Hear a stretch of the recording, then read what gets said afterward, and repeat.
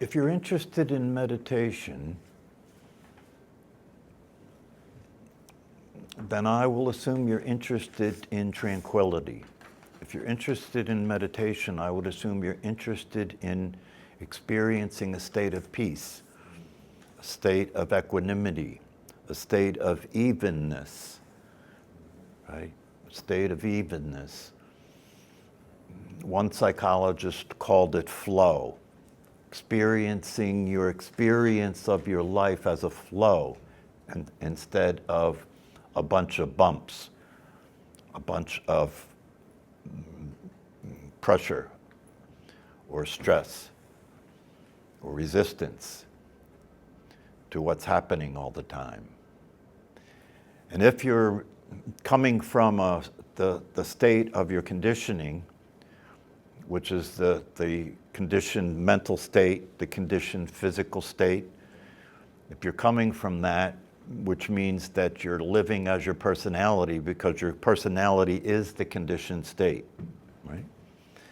Then your way of being in the world is going to be coping, putting up with, struggling, resisting, trying to change things, trying to fix things, medicating, distracting yourself. This is a neurotic life, right? I always recommend that people actually look at the definition of neurosis in the dictionary. A mild mental disturbance suffered by almost all of humanity, right? That results in numerous forms of disease, physical ailments, sleeplessness, addiction, bad behavior, failed relationships.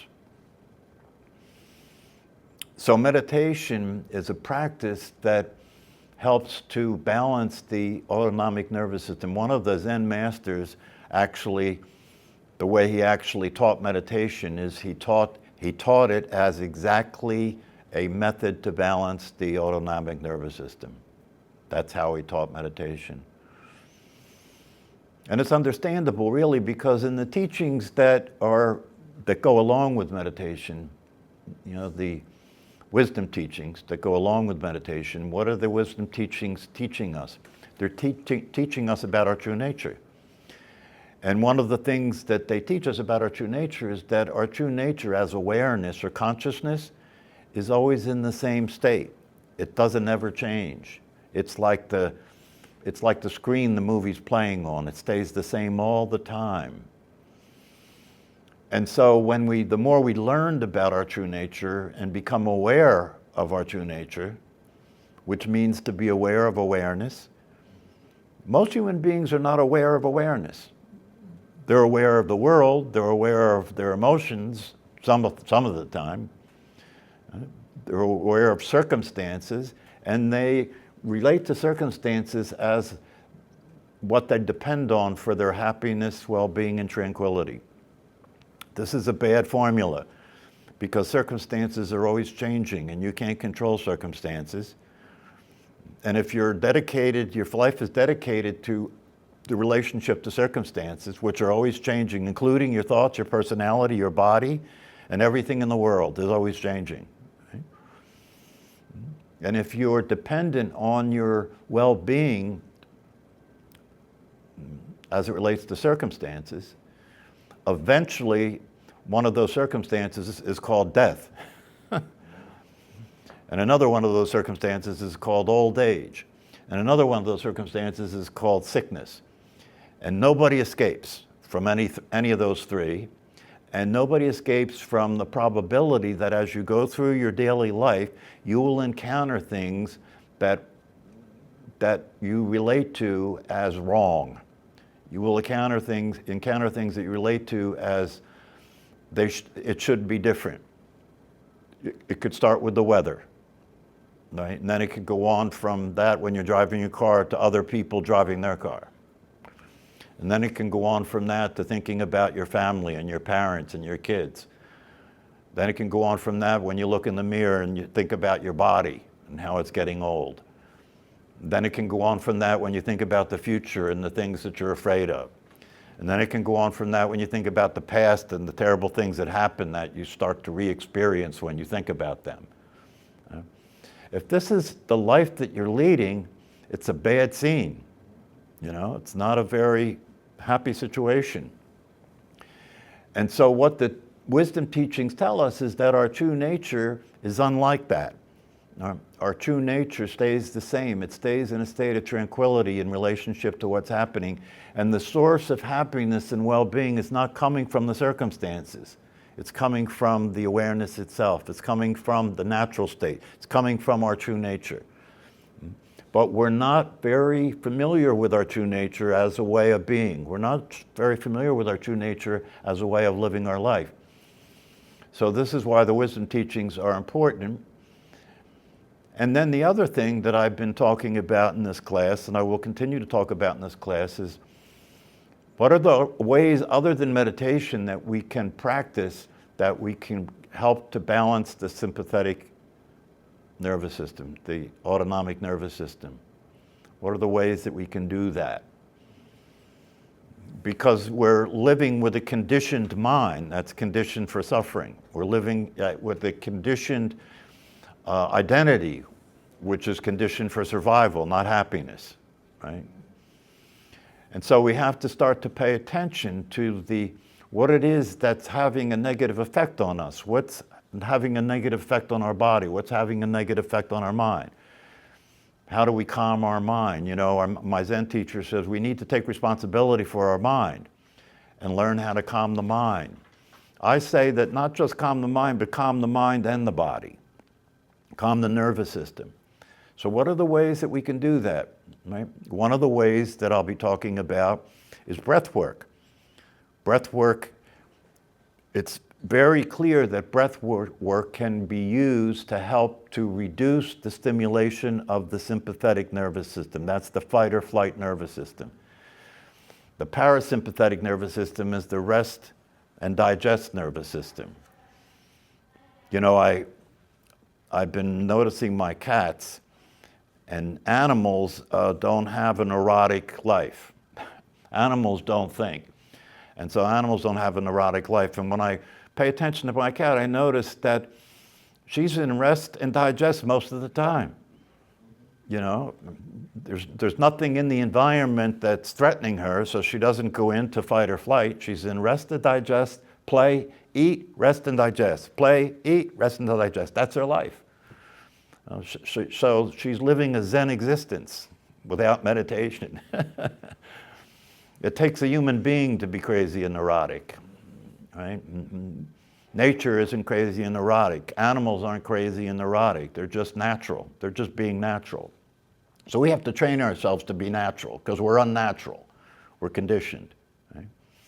So doing breath work can really help to bring the autonomic nervous system into balance, to allow us to start to experience what it's like to be in flow, to be in the zone.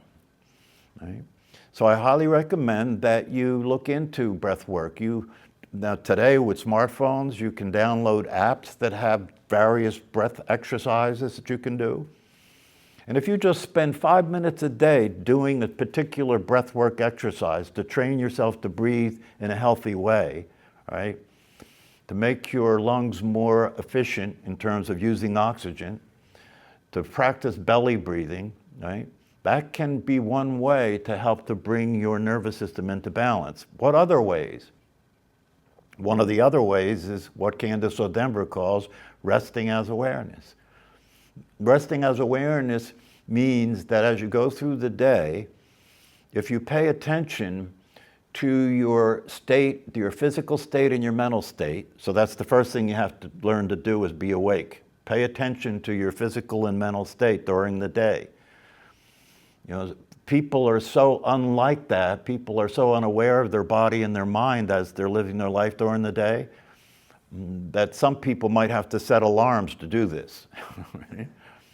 Make your experience of being alive important enough to look at the quality of it. And the quality of it is going to be affected by your nervous system, your muscular system, your mental state. Right? So if you just as you go through the day, if you remind yourself as often as possible just to stop and rest as awareness. Now, in order to rest as awareness, you have to be aware of awareness. Most people aren't. Most people are aware of their thinking and how they feel and what's going on in the environment, right?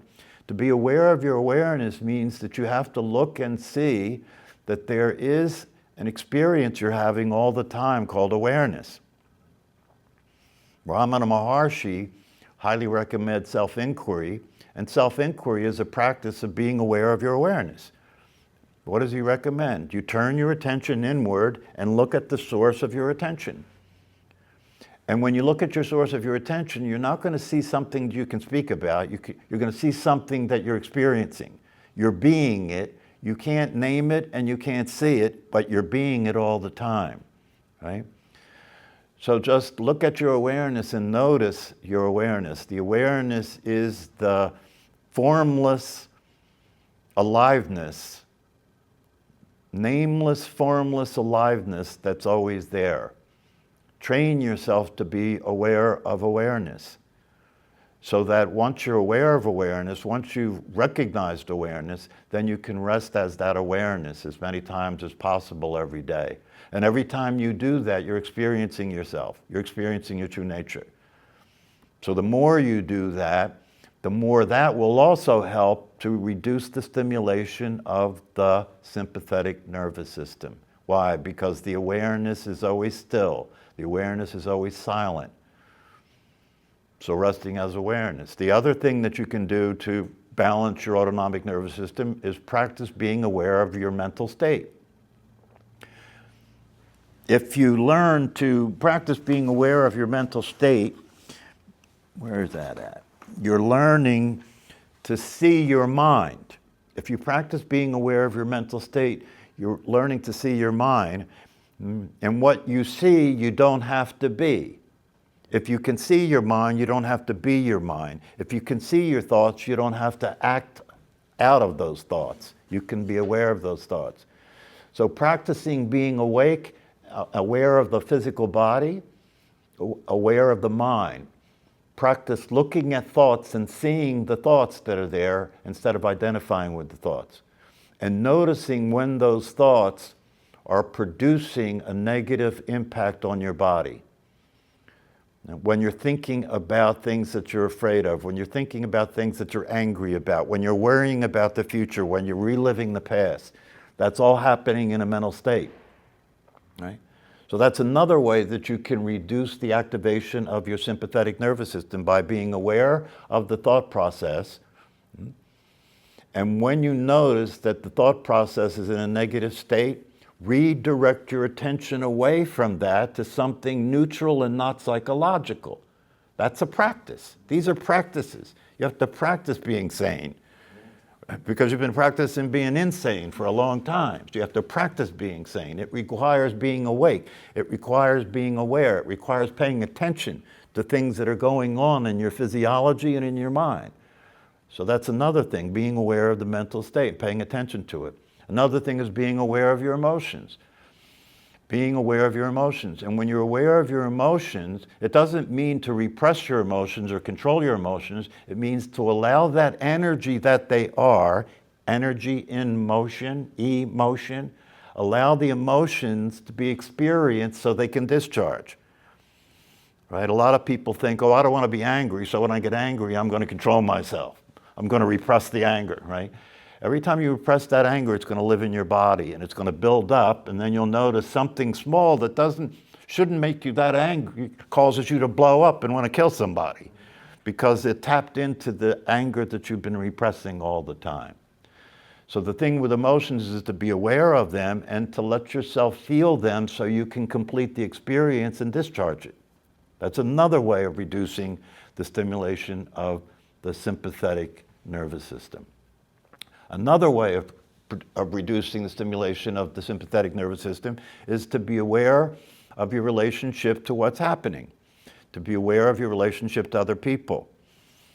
Now, to notice the effect that other people are having on you. You know, if there are people who are having a negative effect on you that you have to tolerate, right? that you have to put up with, reduce your exposure to those people. Right? Reduce your exposure to those people. Practicing the 8 verses of training the mind is holding your experience in a context in which you see negativity to be a teacher instead of a problem.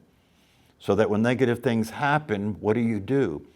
You pay attention to your body and your mind, and you intentionally put yourself into a relaxed state as much as possible by focusing on your breath, focusing on your body, and letting your body relax. So these are all things that we need to practice, right? And meditation is just one of those things, right? And the teaching that goes along with meditation is another thing that will the teaching has the effect of motivating us to want to do the practice. Because the more you learn about your true nature, you come to understand that the natural state, who you actually are without the conditioning, is happy, content, peaceful, and satisfied. The practices are trying to train, you're using the practices to train the mind and the body to be like your true nature. That's what you're doing. The application of wisdom means that given that you now know who you really are, you want to get yourself to be that. And you want to notice when you're not being that. And you want to practice all the things that will allow you to have that experience more and more consistently in your life. And if you're succeeding in these practices, what will happen is that you'll notice, the first thing that I noticed is with anger. The first thing I noticed was that I experienced the anger, right? But I didn't have to act it out. I didn't have to speak it, and I didn't have to behave it. That was the first thing. The next thing was the anger itself started to dissipate until there's no anger anymore. Then the next thing is fear, right? And the fear is the same thing. You notice your anxiety, notice your fear, think about your mortality, stimulate your fear of death, and then relax. Practicing dying is important. You know, when you're doing meditation practice, you're actually practicing dying. Because that's exactly what's going to happen when the body dies, right? Is that the mental activity will start to slow down, the thinking activity will start to slow down, right? The body will start to slow down. And if you've been practicing meditation, you can move your attention to just being aware of the breathing. And if you've been practicing good breathing techniques, you can use the breath to be in a relaxed state, and you can flow into your death. You can flow from life not to being in the physical body anymore.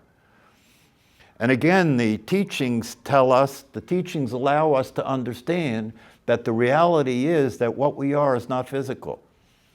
And even though that's obvious, right? Even though that's obvious, if you look at your awareness and see that it's not physical, it has no form, even though that's obvious, right? We've been conditioned to be afraid of death. Why? Because we have been conditioned to be identified with the physical body. That's the identification with the physical body is the biggest barrier to being free from suffering. It's the biggest barrier from being free from suffering. Because if you were able to decondition your identity as a physical body, and you were able to experience your true nature as formless awareness, right away, that's a whole difference right there, because now you're experiencing your immortality. As Jesus Christ said, I offer you life everlasting.